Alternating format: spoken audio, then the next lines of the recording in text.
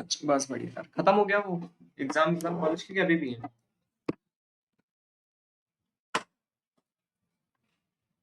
13 जून से?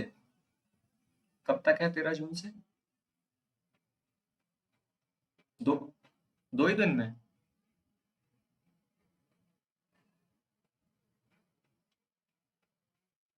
18 जून तक? अच्छा, तो फिर कुछ पढ़ा वो जो पुराना वाला टारगेट था, कुछ किया है कि बिल्कुल नहीं किया है? हाँ। अच्छा, साइंस के चारों चैप्टर हो गए, 9th वाले? केमिस्ट्री के, सॉरी। अच्छा, अगले दो नहीं किए? नहीं, अगली जो पिछली वाली जो मीटिंग थी, उसमें मैंने कहा था पुराने पेंडिंग टॉपिक्स कर लेना, पॉलिटी के और 2 चैप्टर्स के। चलो। हाँ, तो एनसीईआरटी पढ़ा है कि वीडियो देखा है कि दोनों किया था? अच्छा, ठीक है। हाँ, हाँ, ठीक है, ठीक है, ठीक। वीडियो चाहे तो पहले भी देख लोगे, शायद तब पढ़ना और आसान हो जाएगा, जैसे तुम्हें ठीक लगे। और नोट्स तो नहीं बना रही हो ना अभी? हाँ, बिल्कुल बिल्कुल ना, जो मैं है काम किया वो मैं भेजूंगा। पॉलिटी का क्या है, कहाँ से पढ़ा है, लक्ष्मीकांत और प्लेलिस्ट से या पूरा खुद से? अ, हम्म, ठीक है, ठीक है, ठीक है। बाकी इसकी भी मैं पॉलिटी वाले भी निकाल ली हूँ, अपने नोट्स जितने हैं वो मैं आज पीडीएफ बना के भेजता हूँ। है ना, उसमें स्क्रीनशॉट भेजा था वो, देख रहे थे? दिख रहा था उसमें, समझ आ रहा था? हाँ, तो उसके भी वही चीजें हैं, वही इतनी चीजें पढ़नी है। और ठीक है, फिर अभी हम अगला पॉलिटी का मैं टारगेट आज दे दूंगा। और चैप्टर किस पे डिस्कस करें बताओ, पॉलिटी का हम लोग थोड़ा बहुत कर लेते हैं।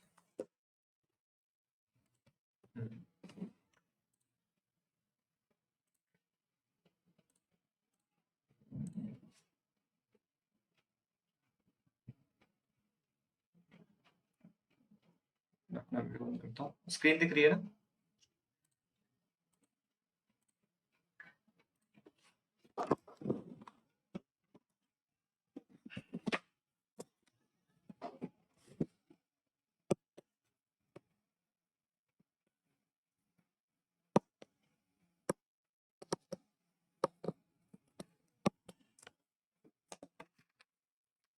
सबसे पहला तो यही था, प्रेमबल ही था। नहीं, ये मेकिंग ऑफ द कॉन्स्टिट्यूशन है पहला। हाँ, ठीक है। मेकिंग ऑफ द कॉन्स्टिट्यूशन में ये पढ़ लिया है कि कॉन्स्टिट्यूशन जो है सजेस्ट किसने किया है और एडवाइजर कौन था?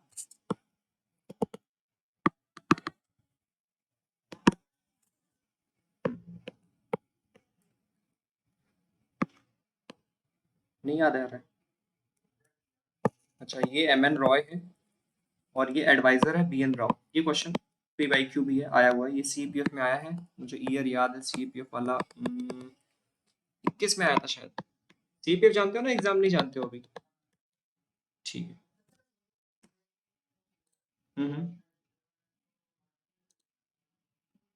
हाँ, नहीं, पार्ट वन वो नहीं बनाया है, जितना सीडीएस का है ना सिलेबस लगभग वही है। अगर वो सारा कवर कर लोगे तो सीपीएफ भी हो जाएगा।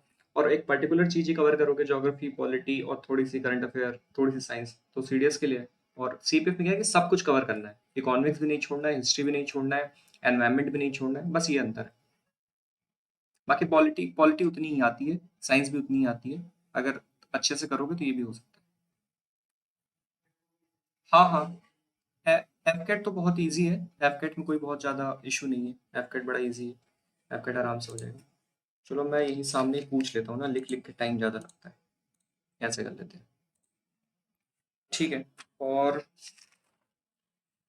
उसके बाद ये देख लिया है कि कितने वो थे, मेंबर थे इसमें, इलेक्टेड थे, नॉमिनेटेड थे? ये बढ़िया।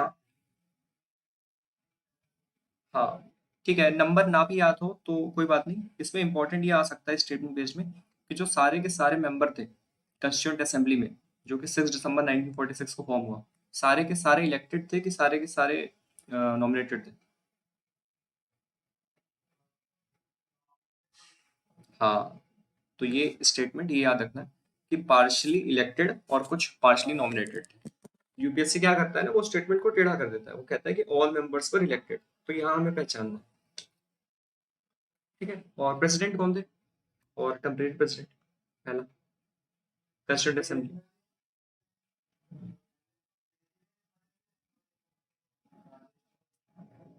हम्म।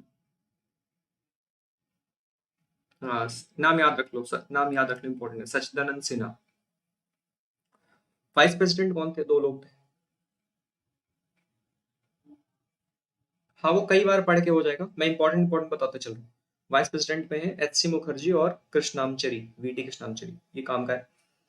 उसके बाद ड्राफ्टिंग कमेटी के चेयरमैन कौन थे, ये तो याद ही हो, अम्बेडकर साहब। और 7 मेंबर थे इसमें, है ना, इस कमेटी में। सातों के नाम याद रख लेना, सातों के नाम याद रखना, थोड़ा सा टाइम लगेगा लेकिन वो बाद में याद हो जाएगा। उसके बाद बहुत सारी जो उसमें कमेटी दी है, मेजर कमेटी और माइनर कमेटीज ना, उसमें मेजर कमेटीज पढ़ लेना है, जैसे कि यूनियन पावर कमेटी के चेयरमैन कौन थे, नेहरू, है ना, लक्ष्मीकांत में दिया होगा। ये चीजें थी जो इसमें इंपॉर्टेंट है। प्रियम्बल कितनी बार अमेंड हुआ है। कब। नहीं, 1940, 1976, 1976, 1976। ये जो सामने ये लिखा हुआ है ना, 42nd अमेंडमेंट एक्ट 1976, तो ये पूरा याद करना होता है, कौन सा अमेंडमेंट था, कौन सा ईयर था। बहुत मुश्किल नहीं है ये, जब मैंने पहली बार पॉलिटी पढ़ा था तो मैं नहीं याद करता था, लेकिन अब तो ऑटोमेटिक याद हो गया, कई बार पढ़ने पर ऑटोमेटिक हो जाएगा।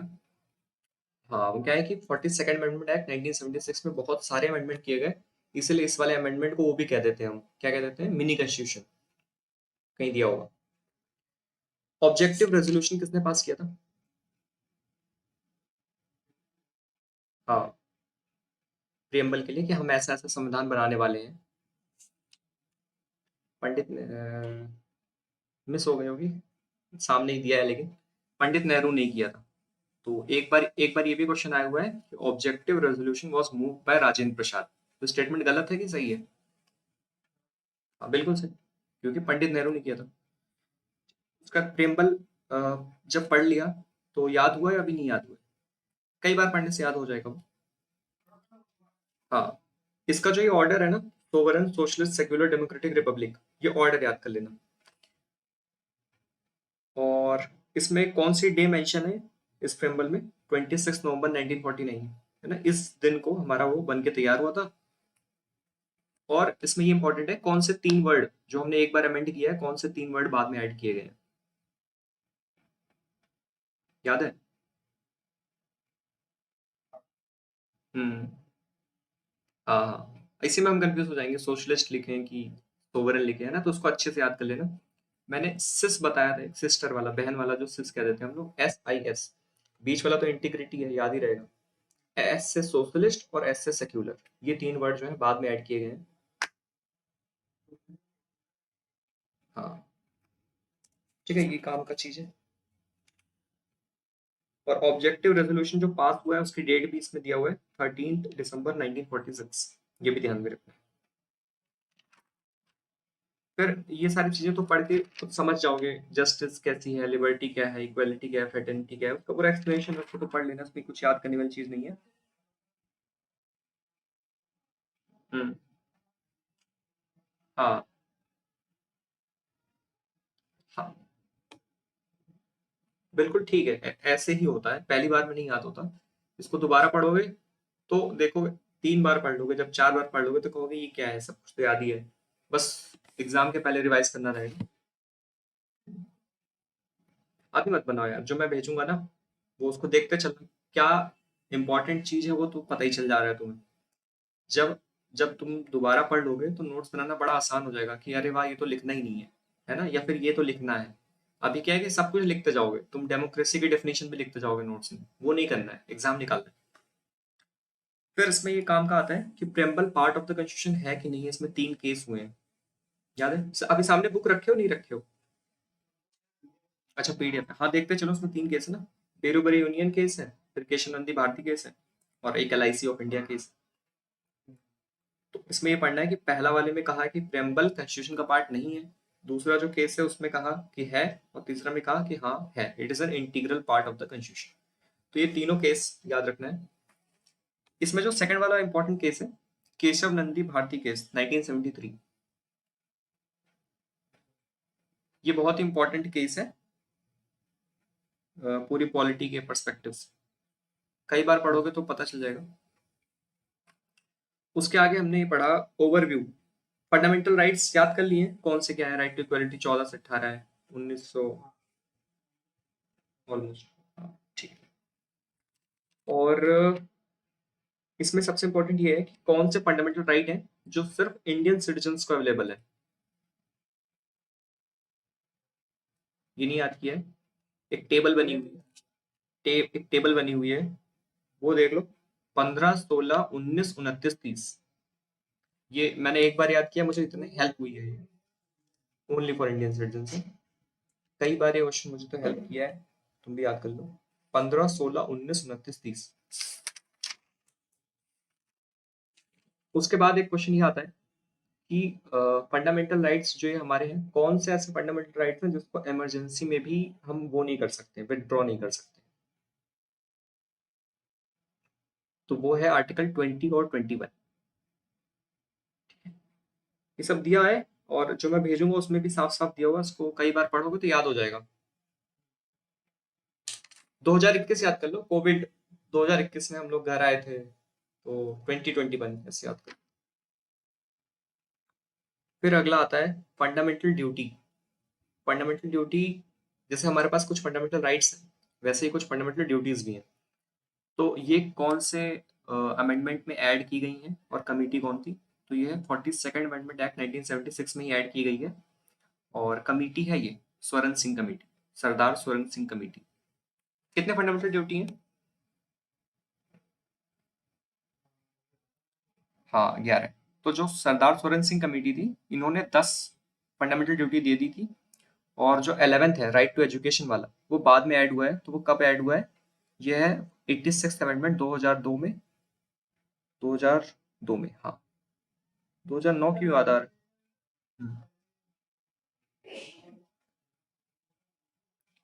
बाद में ऐड की गई है 2000 1976 में।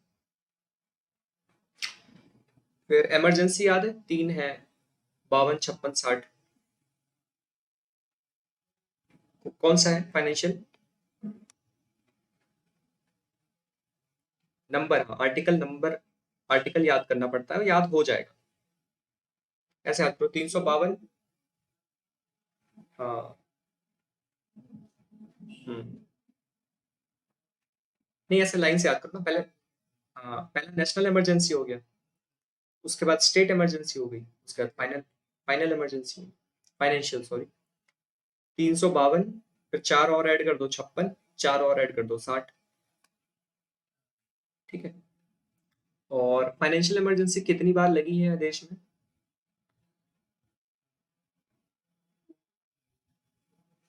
फाइनेंशियल फाइनेंशियल इमरजेंसी 360, एक बार भी नहीं लगी, एक बार भी नहीं लगी। ठीक। बाकी उसके बाद आता है हमारा ये पार्ट्स एंड शेड्यूल। 12 शेड्यूल है, 25-22 पार्ट है। देख लिया ये? इसकी ट्रिक मिल गई कि नहीं मिल गई? Tears of old PM. अच्छा, मैं भेजता हूँ उसको आज। टीयर्स ऑफ ओल्ड पीएम एक ये है ट्रिक, इससे तुम्हें वो याद हो जाएगा, क्या कहते हैं, शेड्यूल। बहुत इंपॉर्टेंट है यार शेड्यूल, पता नहीं क्यों, बड़ा ही बेसिक क्वेश्चन है, हर एग्जाम में आ जाता है। सीधा सा पूछेंगे शेड्यूल 4 कौन सा है, वो है राज्यसभा। एक वो है ना टीयर्स ऑफ ओल्ड पीएम, लिखा होगा।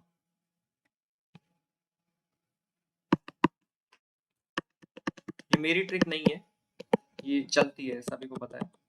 टीयर्स ऑफ ओल्ड पीएम, जो 12 शेड्यूल है ना, वो याद कर सकते हो। पहला टेरिटरी है, ये एम्यूलमेंट्स है, मतलब सैलरी वगैरह। ये है अफर्मेशन, अफर्मेशन मतलब ओथ वगैरह। ये है राज्यसभा के मेंबर। ये scheduled area, other scheduled area, federal list. Federal list मतलब कौन सी सेंट्रल लिस्ट है, कौन सी स्टेट लिस्ट है, और कौन सी कंकरेंट है, मतलब तीनों लोग किस किस चीजों पे केवल सेंटर कानून बना सकता है, किस केवल स्टेट कानून बना सकता है, और कौन सी ऐसी लिस्ट है उसमें दोनों लोग बना सकते हैं। ओ है ऑफिशियल लैंग्वेज, ये है लैंड रिफॉर्म्स, ये है डिफेक्शन, एंटी डिफेक्शन, ये है पंचायती, ये है म्यूनसिपैलिटी। तो 1 2 3 4 5 6 7 8 9 10 11 ये बहुत बार पूछा जाता है कि एंटी डिफेक्शन कौन सा शेड्यूल है, तो उस सीधे में पता चल गया 10th। म्यूनसिपैलिटी कोई पूछे तो ये 12th शेड्यूल है। ठीक है, ऐसे ही क्वेश्चन आ जाते हैं।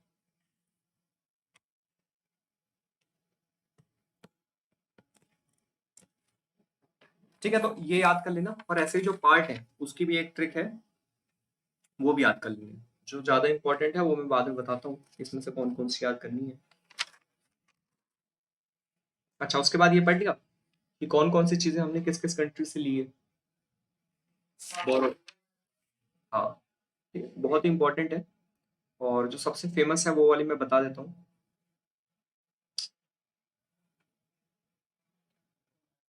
हम्म,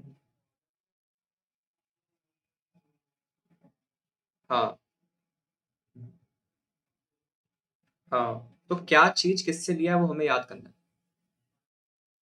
टेबल बना हुआ है, उसको याद करना है। जैसे कि डीपीएसपी है, डीपीएसपी है, वो हमने आयरलैंड से लिया है, तो ऐसे देख लो नाम में डी आ रहा है, तो आयरलैंड में भी डी आता है, ऐसे याद कर सकते हो।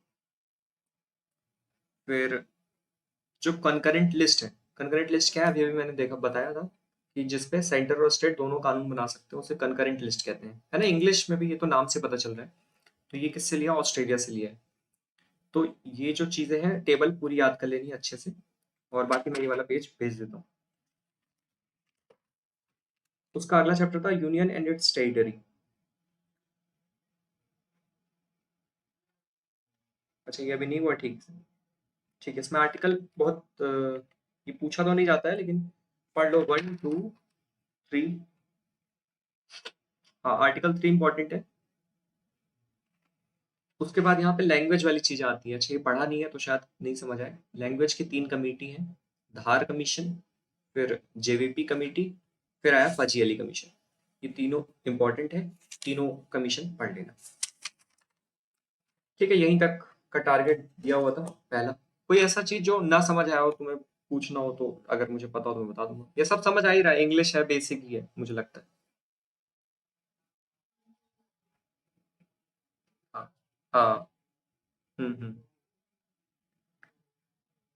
हाँ, उसके नोट्स बनाने, या तो एक काम करो कि छोटे नोट्स बनाते चलो, जो आज मैं भेज दे रहा हूँ। लेकिन बहुत लंबे मत बनाना यार, जैसे ही नोट्स बनाने लगना ना, अपने आप से ही पूछ लेना कि ज्यादा तो नहीं हो रहा है। जैसे एक टॉपिक के 2 पेज बहुत ज्यादा मैं कह रहा हूँ, मतलब एक पेज सामने का, एक पेज पीछे का। कोशिश करो एक पेज में सिर्फ काम की चीजें आ जाए, जैसे कि fundamental right available only to citizen equal to 15, 16, 19, 29, 30। ऐसे बहुत ही छोटे नोट्स बनाना, डिटेल में मत बनाना बुक की तरह। और बाकी हम्म, अभी तो हमने फंडामेंटल राइट टॉपिक पढ़ा ही नहीं, ये तो हमने सिर्फ फीचर पढ़ा। फंडामेंटल टॉपिक तो अब आएगा ना, उसको बड़े अच्छे से पढ़ना है, वो बहुत ही ब्रॉड टॉपिक है। और जहां जरूरत लगे वहां प्लेलिस्ट की हेल्प ले लेना, कोई दिक्कत नहीं है। ठीक है, इसको अगला टारगेट जब हम कर लेंगे तो लगभग हमारा समझ लो जो मेजर है, 25% तो नहीं कहूंगा, 22% के आसपास खत्म हो जाएगा। और अगला जब हम पार्लियामेंट पढ़ेंगे तो समझ लो 60% के आसपास खत्म हो जाएगा। फिर अगला हम जुडिशरी पढ़ेंगे, जुडिशरी खत्म होते ही समझ लो 80% खत्म हो चुका है। फिर सिर्फ हल्के फुल्के चीजें बचेंगी। तो कोशिश करते हैं कि ये जून में हम ये और साइंस दो खत्म कर सकते हैं, जून में खत्म कर देंगे। अगर सही से तुम लोग यार टारगेट्स कंप्लीट करते चलोगे ना। अभी तो मैं पेस ही नहीं देख पाया हूँ, मैंने इसलिए बोला था ना अपडेट करो, कि मैं देखूं कि जितना मैं टारगेट दे रहा हूँ, अगर मान लो तुम लोग 3 दिन में ही कर ले रहे हो, तो मैं थोड़ा और ज्यादा दे दूं, जल्दी हो जाएगा। तो कोशिश करो यार खत्म करने की ना, जल्दी जल्दी। हम्म हाँ हाँ, वो तो है, सबको अपना अपना। उसका आज उसका एग्जाम है, कल वो आया था मीटिंग में, आज वो नहीं आया है। ठीक है, बाकी साइंस का फर्स्ट और सेकंड का मैंने उसको वो बता ही दिया था, वो वाली वीडियो ही देख लेना चाहे, रिकॉर्डिंग, है ना। थर्ड और फोर्थ चैप्टर अच्छा पढ़ा नहीं है, तो उस पर डिस्कस क्या करें। बाकी यार जो मेरी वीडियो मैंने उसकी बनाई है, केमिस्ट्री की और फिजिक्स की। बाकी और दुनिया देखे ना देखे, तुम लोग देख के जाना। जितनी कंपाइल्ड चीजें दी जा सकती थी मैंने उसमें दी है। जितने पीवाईक्यूज, क्योंकि अब मैं 4-5 बार पेपर दे चुका हूँ, तो क्लियर कट आइडिया थोड़ा सा ज्यादा ठीक से हो जाता है ना कि ये पूछा गया है ये नहीं पूछा गया है, तो वो वीडियो देख लेना। बाकी लोग नहीं देखे कोई बात नहीं। हाँ, तुम देख लेना। इसके बाद फिर मैं अगला वो दे देता हूँ, फिर अगला टारगेट। हाँ, साइंस का वो कर लो, और 10th वाली भी कर लेना। अब 10th में भी 5 चैप्टर है, तो उसमें जो पांचवा चैप्टर है ना, उससे आज तक सीडीएस ने क्वेश्चन पूछा ही नहीं है। पता नहीं क्यों नहीं पूछ रहे हैं, मुझे समझ नहीं आ रहा। तो इसलिए मैंने उसकी प्लेलिस्ट में वीडियो भी नहीं बनाई है। तो 10th में भी 4 ही चैप्टर मान के चलो। ये 2 अगले में कर लेंगे, ये 2 अगले में कर लेंगे, केमिस्ट्री हमारी खत्म हो जाएगी। ठीक है। और मैं एक वो बना के भेजता हूँ यार, पीडीएफ। वैसे इमेज से समझ आ जा रहा है कि पीडीएफ भेजूं, वो जो नोट्स। हम्म। हाँ, उसमें बनाता हूँ, थोड़े से ज्यादा है ना वो, तो टाइम लगेगा, मैं बना के भेजता हूँ उसका। हाँ हाँ हाँ, मैं हाँ बना के भेजता हूँ यार। और इंग्लिश का क्या है, कुछ हल्का हल्का अभी किया है कि इसको करने खत्म करने के बाद? इंग्लिश अभी कैसी है वैसे? अभी तो ठीक ठाक ही होगी, थोड़ी सी ग्रामर ही पढ़ना है। अच्छा, डीएच कहाँ कहाँ पे है? ये कई जगह पे है ना?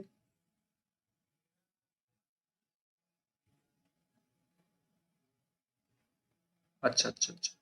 हाँ, फिर इंग्लिश में क्या है कि थोड़ा सा जब हम ग्रामर वगैरह पढ़ लेंगे तो और क्वेश्चन ठीक हो जाएंगे।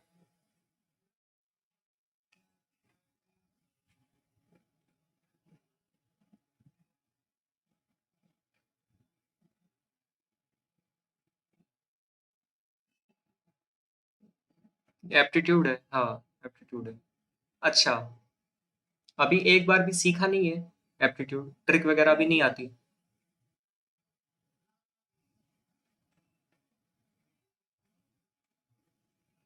नहीं, वो वाली जितनी सारी ट्रिक है इसमें, टाइम एंड वर्क की ट्रिक, ये सब आती है कि नहीं आती है? एलसीएम लेके डिवाइड करना अभी नहीं आती है? अभी सिर्फ 10th वाला अप्रोच पता होगा ना, एक्स लेके वाई लेके। अच्छा अच्छा। अच्छा, फिर थोड़ा बहुत तुम्हें आइडिया है इसका। तो यार मैथ्स का करना तो पड़ेगा, लेकिन मैथ्स क्या है, मैं डायरेक्टली सजेस्ट नहीं कर पा रहा हूँ कि कहाँ से करूँ। मैंने अपनी वीडियो 7-8 बनाई है, 7-8 टॉपिक, वहां से तो आराम से हो सकते हैं। वीडियो देख लेना। टॉपिक वाइज क्या किया है मैंने, एक वर्कशीट है जिसमें 60 क्वेश्चन है। 20 इजी, 20 मॉडरेट, 20 हार्ड। कोई बुक नहीं, सिर्फ वही वर्कशीट क्या है, टेलीग्राम से उसको डाउनलोड कर लेना, और वीडियो से पहले सीख लेना कैसे मैं सॉल्व कर रहा हूँ क्वेश्चन। फिर वैसे ही उन क्वेश्चंस को सॉल्व करना।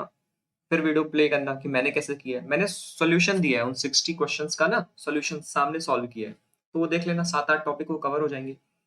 और बाकी टॉपिक है वो और करना पड़ेगा यार। हाँ हाँ, अगर लग रहा है, हाँ जैसा तुम्हें ठीक लग रहा है कि। हाँ हाँ हाँ, बिल्कुल बिल्कुल, यही इसीलिए तो ये रखा ही है गाइडेंस प्रोग्राम, कि अपने तरफ से कंप्लीट करते चलो। और जो ऐसे डाउट होंगे वो हम मीटिंग में देख लेंगे। ठीक है, और कोई सब्सक्रिप्शन लिया है क्या उसका?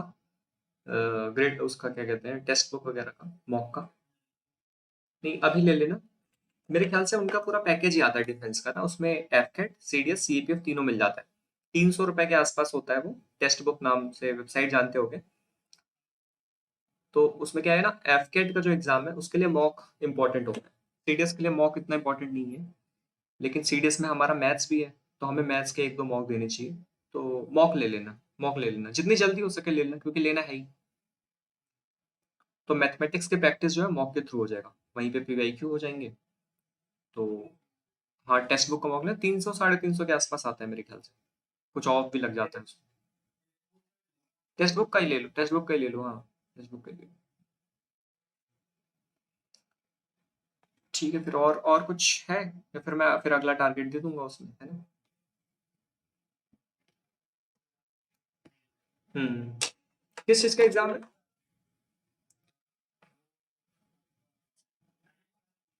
हम्म हम्म। बिल्कुल यार, बिल्कुल।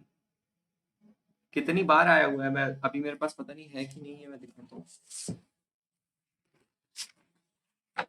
एज क्वेश्चन भी आ जाते हैं।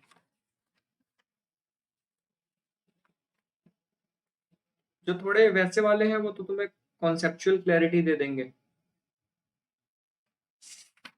जो एमसीक्यू है अगर पीछे, तो वो जरूर करना। अच्छा, इसमें तो ये बेकार दिया हुआ है, कोई खास एमसीक्यू डायरेक्ट ही आए हुए हैं। अच्छा, जो अभी हम लोग पढ़ रहे हैं उसमें बहुत अच्छे क्वेश्चन नहीं है। इन चारों यूनिट में क्वेश्चन अच्छे नहीं है। हाँ, ये देखो, ये वाला क्वेश्चन है ना, एनसीईआरटी क्लास 9 केमिस्ट्री का जो 4th चैप्टर है, स्ट्रक्चर ऑफ एटम, उसमें पीछे जो क्वेश्चंस हैं, isotope of an element have same physical property, different chemical property, ये वाला एमसीक्यू आया हुआ है। उसके नीचे आया वैलेंस इलेक्ट्रॉन बताना है, वो आया हुआ है, तो वो कर लेना। जितने एमसीक्यू हैं वो तो कर ही लेना। और ठीक है, फिर अगला टारगेट मैं भेजता हूँ। चलो, okay, okay, bye bye, okay, thank you.